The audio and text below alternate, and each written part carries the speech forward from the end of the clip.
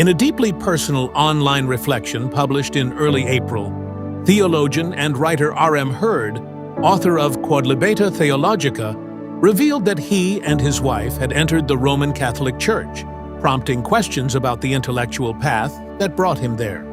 What followed was not a debate about winners and losers, but the story of a man trying to explain a profound transition without hurting the people he loved.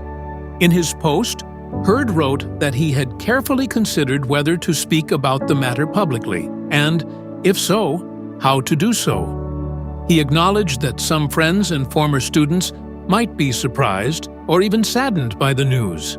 He expressed grief at the thought that the step could create distance between him and those who had walked beside him for years.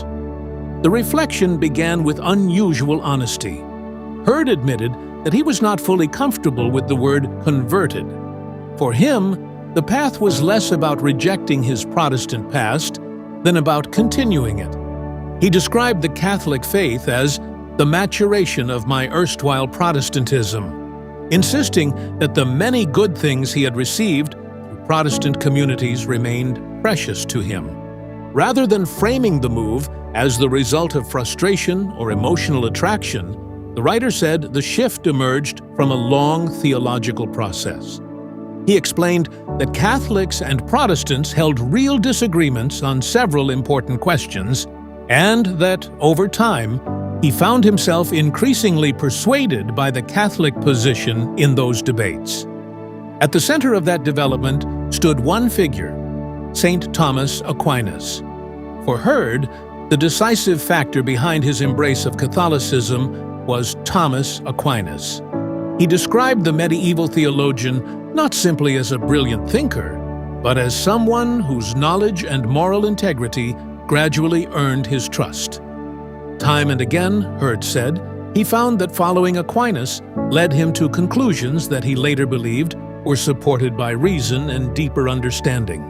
Remarkably, he became obliged to conclude Catholicism merely because Thomas had told him to do so, he wrote. And in the end, he listened. The reflection also carried the weight of personal loss. Hurd spoke of longtime friends who had shown him immense kindness and expressed sadness that some might feel the change had created a separation between them. Yet he insisted that he was not creating such a separation. His closing words were not aimed at winning an argument. They sounded more like a hand extended across a barrier that still mattered to him. He also assured his Protestant friends that he would pray for them and asked them to pray for him and his wife.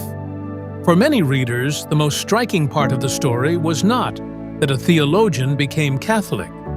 It was that he tried to cross that river without burning the bridges behind him.